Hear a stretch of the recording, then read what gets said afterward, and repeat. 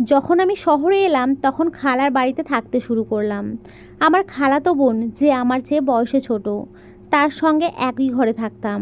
প্রতিদিন কাজ শেষে ক্লান্ত হয়ে বিছানায় শুয়ে পড়তাম, আর সে আমার পাশেই ঘুমোতো। এক রাতে একটু দেরি করে বাড়ি ফিরলাম। বাড়িতে ঢুকে সরাসরি বিছানায় গিয়ে শুয়ে পড়লাম। চোখ বন্ধ করে বিশ্রাম নিচ্ছিলাম। কিছুক্ষণ পর সে আমার পাশে এসে বসে নিঃশব্দে আমার মাথায় হাত বোলাতে শুরু করলো। তারপর ধীরে ধীরে পায়ের কাছে বসে শান্তভাবে পা ম্যাসাজ করতে লাগলো। সে বলল, যতক্ষণ না তুমি পুরোপুরি আরাম পাচ্ছ আমি তোমার পাশে আছি। এই বলেই সে আমার পায়ে ম্যাসাজ করতে থাকলো। সেদিন সকালে কবিতা আর আমি দুজনেই বাড়িতে ছিলাম। কবিতা হেসে আমার দিকে এগিয়ে এসে বলল, ভাইয়া, যদি কিছু প্রয়োজন হয় তবে নির্দ্বিধায় বলতে পারো। সে আমার সামনে দাঁড়ালো এবং আন্তরিকভাবে হাত বাড়িয়ে দিল। তার আচরণে আমি কিছুটা অবাক হলাম, যেন তার মধ্যে নতুন এক ধরনের আত্মবিশ্বাস দেখা যাচ্ছে। এরপর সে আমার হাত ধরে আলতো করে তার কাঁধের কাছে নিয়ে গিয়ে বলল, যা ইচ্ছে করতে পারো, তবে আমাকেও কিছু সাহায্য করতে হবে। কবিতা দেখতে অনেক সুন্দর ছিল। তার চলাফেরা ও আচরণ আমাকে মুগ্ধ করত। তার গায়ের রং ছিল ফর্সা। শহরে থাকার কারণে সে সবসময় ছোট পোশাকই পরতো, যা তাকে অসাধারণ দেখাতো। তবে সে আমার সাথে এমন কিছু আচরণ করবে তা আমি ভাবতেও পারিনি। বন্ধুরা, আজকের গল্পটা বেশ স্পেশাল হতে চলেছে। আশা করছি তোমাদের ভালো লাগবে। কেউ মিস করো না। গল্পটি ভালো লাগলে দয়া করে ভিডিওটিতে একটি লাইক দিও, শেয়ার এবং চ্যানেলটিকে সাবস্ক্রাইব করো। আমার নাম কুনাল। যে ঘরে থাকছিলাম, প্রথমে ভেবেছিলাম কবিতা আমার চেয়ে বেশ ছোট, কিন্তু পরে বুঝলাম তেমন নয়। আমি কাজের জন্য শহরে এসেছিলাম এবং খালুর বাড়িতেই উঠেছিলাম, কারণ মা চেয়েছিলেন আমি যেন অন্য কোথাও না থাকি। মা বলেছিলেন, শহরে তো তোমার খালুর বাড়ি আছে, সেখানেই থাকা ভালো। শহরে এসে আমি একটি ভালো বেতনে চাকরি পেয়েছিলাম। খালুর বাড়ি ছোট হলেও বেশ আরামদায়ক ছিল। বাড়িটিতে একটি ছোট্ট রান্নাঘর, একটি বেডরুম এবং একটি ছোট হলরুমও ছিল। বাড়িতে খালু, খালা আর তাদের মেয়ে কবিতা থাকতো। খালু গ্রামের সবার কাছেই বলতেন শহরে তার বড় বাড়ি আছে। কবিতা তখন 18 বছরে পা দিয়েছে। কবিতাকে আমি শেষবার যখন দেখেছিলাম তখন সে মাত্র 9 বছরের ছিল। এবার তাকে দেখে মনে হলো সে অনেক বড় হয়েছে এবং আরও সুন্দর হয়ে উঠেছে। খালু আমাকে দেখে বেশ খুশি হয়েছিলেন, কারণ মা আগেই তাকে জানিয়ে রেখেছিলেন আমি কিছুদিনের জন্য শহরে তাদের বাড়িতে থাকব। যদিও আমার ভালো বেতনে চাকরি ছিল, মা সবসময় বলতেন অন্য ছেলেদের সাথে থাকলে আমি হয়তো খারাপ হয়ে যাব। তাই মায়ের ইচ্ছাতেই খালুর বাড়িতে থাকার সিদ্ধান্ত নিয়েছিলাম। খালুর বাড়িতে কবিতার জন্য একটি ছোট ঘর ছিল যেখানে সে থাকতো, আর খালু খালা নিজেদের হল রুমে ঘুমাতেন। আমি খালুকে বলেছিলাম মাঝে মধ্যে কাজ করতে করতে দেরি হয়, তাই আলাদা ঘরের প্রয়োজন। খালু বললেন আমি যেন কবিতার ঘরেই থাকি। কবিতা তখন কিছুদিনের জন্য হলে চলে গিয়েছিল, আর আমি তার ঘরেই থাকছিলাম। কয়েকদিন পর কবিতা বলল হলে তার ঘুম ঠিকমতো হচ্ছে না, তাই সে আবার ঘরে ফিরে এলো। এরপর থেকে আমরা একসঙ্গেই ঘুমাতাম। কবিতা দেখতে সুন্দর এবং তার বয়সও বাড়ছে।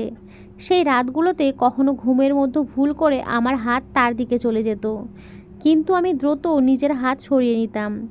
এক রাতে অনুভব করলাম সে যেন আমার পাশে আরও কাছে এসে শুয়ে আছে। ভেবেছিলাম হয়তো কাকতালীয় ঘটনা, তবে পরের রাতগুলোতেও এমনই অনুভূতি হচ্ছিল। খালুর বাড়িতে থাকতে থাকতে 20 দিন পার হয়ে গেছে, আর এই সময়ে কবিতা আমার খুব কাছের মানুষ হয়ে উঠেছে। মাঝে মাঝে আমরা অনেক রাত জেগে গল্প করতাম। কবিতা আমার বিষয়ে জানার জন্য বেশ আগ্রহী ছিল, যা আমাকে বারবার ভাবাতো। খালা আমাদের কথা বলতে দেখলেও কিছুই বলতেন না, কারণ তিনি আমাকে বিশ্বাস করতেন। এক রাতে আমি দেখলাম কবিতা তার ফোনে কিছু দেখছে। কৌতূহলবশত তার ফোনে উকি দিতে গেলাম, কিন্তু সে সঙ্গে সঙ্গে ফোন বন্ধ করে দিল। আমি মজা করে ফোনটি দিতে বললাম, কিন্তু সে না দেওয়ার জন্য অনুরোধ করলো। কিছুক্ষণ পরে দেখি সে ঘুমিয়ে আছে। তার ফোনটি মাথার পাশে রাখা ছিল। আস্তে করে ফোনটি হাতে নেওয়ার চেষ্টা করলাম, তখন সে পাশ ফিরল আর আমার হাত তার গায়ে পড়ল। তার মুখে মৃদু হাসি দেখে বুঝলাম সে আসলে ঘুমায়নি। কিছুক্ষণ পরে আমি চুপচাপ ঘুমিয়ে পড়লাম। এরপর কিছুদিন কেটে গেল এবং আমার মাসের বেতনও এসে গেল। খালুর বাড়িতে নিজের বাড়ির মতো মনে করে কবিতার জন্য একটি নতুন পোশাক, খালুর জন্য ফর্মাল পোশাক আর খালার জন্য একটি সুন্দর শাড়ি কিনে বাড়ি ফিরলাম। খালা খুবই খুশি হলেন আর কবিতা আগের চেয়ে অনেক খোলামেলা কথা বলতে শুরু করলো। এক রাতে পানি খেতে উঠে দেখলাম কবিতা পাশে নেই। ঘরের দরজাটাও খোলা। বাইরে গিয়ে দেখি রাত তখন 2টা। কবিতা হলের পর্দা সরিয়ে কিছু দেখার চেষ্টা করছে। কৌতূহলবশত তার পেছনে দাঁড়িয়ে দেখার চেষ্টা করলাম সে কি দেখছে। তার পাশে দাঁড়ালাম। সামনের দৃশ্য দেখে তাকে আলতো করে পাশ ফিরিয়ে ঘরে নিয়ে এলাম। আমি বললাম, কবিতা, এটা ঠিক নয়। রাতের এই সময়ে এমনটা করা মোটেই সঠিক নয়। কবিতা আমার কথায় লজ্জা পেল এবং দ্রুত ক্ষমা চেয়ে বলল, ভাইয়া, দয়া করে এই ব্যাপারটি নিয়ে কাউকে বলো না। আমি আর কখনো এমন করব না। আমি কিছুই বুঝতে পারছিলাম না। আসলে কবিতার ভুলটা হয়তো খুব বেশি ছিল না। খালু খালার মেয়েটা বড় হয়ে উঠেছে। তাদের এখন কিছুটা ব্যক্তিগত জায়গারও প্রয়োজন। পরের দিন আমি খালুকে বললাম, খালু, এখন সময় এসেছে একটা বড় বাড়ি কেনার কথা ভাবার। কবিতা বড় হচ্ছে, ওর নিজের একটা আলাদা ঘর দরকার। বড় বাড়ি হলে সবার জন্যই ভালো হবে। খালু হেসে বললেন, 3জন মানুষের জন্য বড় বাড়ির দরকার নেই। তুমি এসে চতুর্থ হয়েছ। কিন্তু আমাদের এখনও কোনো অসুবিধা হচ্ছে না। তাহলে বড় বাড়ির প্রয়োজন কেন? খালুর এই কথা শুনে আমার মুখটা একটু মলিন হয়ে গেল। ঠিক তখনই আমার ফোন বাজলো। ফোনে মা ছিলেন। মা বললেন, তোমাকে একটি মেয়ের ছবি পাঠিয়েছি, দেখে বলো তো কেমন লাগছে। আমি মাকে জানালাম মেয়েটি দেখতে বেশ ভালোই লাগছে। এতে মা খুশি হয়ে জানালেন 20 দিনের মধ্যেই বিয়ের ব্যবস্থা করব। 20 দিন পর আমার বিয়ে হয়ে গেল। কিছু দিনের ছুটি কাটিয়ে আমি আবার কাজের জন্য শহরে ফিরেছিলাম। তখন মা বললেন, তোমার স্ত্রীকেও সঙ্গে নিয়ে যাও। এরপর আমি আমার স্ত্রী তানিয়াকে নিয়ে শহরে চলে এলাম। প্রথমে আমরা খালুর বাড়িতে উঠলাম। কবিতা তখন তার ঘর ছেড়ে বাবা মায়ের সঙ্গে হল ঘরে ঘুমাতো, আর আমাদের ঘরটি আমাকে আর তানিয়ার জন্য ছেড়ে দিল। তানিয়াকে নিয়ে শহরে আসার 3য় দিন পার হচ্ছিল। এরপর হঠাৎ এক রাতে কিছু অপ্রত্যাশিত ঘটনা ঘটল। আমি যখন তানিয়ার পাশে ঘুমোচ্ছিলাম, হঠাৎ দেখি হল থেকে কেউ উঁকি দিচ্ছে। তাকে দেখে আমি দ্রুত উঠে বসলাম। আমাকে উঠতে দেখে সে চুপচাপ সরে গেল।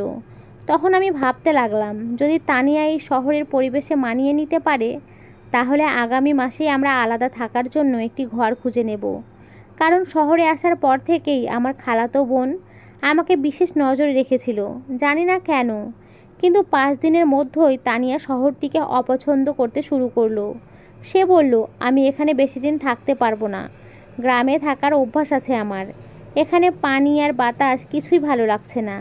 হঠাৎ করেই তার শারীরিক অবস্থা খারাপ হতে শুরু করলো। তাই আমি তাকে গ্রামে পাঠিয়ে দিলাম। এরপর আমি খালুর বাড়িতে একাই থাকতে শুরু করলাম। তানিয়ার প্রতি যতটা ভালোবাসা থাকার কথা ছিল, ততটা যেন অনুভব করছিলাম না। বিয়ের সময় তাকে দেখেছিলাম আকর্ষণীয়, কিন্তু পরে মেকআপ ছাড়া তাকে কিছুটা আলাদা লাগতো। তবে সে ভালো মনের এবং নির্ভরযোগ্য, তাই ওর সঙ্গে জীবন কাটানোর সিদ্ধান্ত নিলাম। তানিয়া গ্রামে চলে যাওয়ার পর 3 দিনের ছুটি নিয়ে বিশ্রাম নিলাম। সকালে খালু তার কাজে বেরিয়ে গেলেন আর খালাও প্রতিদিনের মতো অফিসে চলে গেলেন। সেদিন সকালে কবিতা আর আমি দুজনেই বাড়িতে ছিলাম।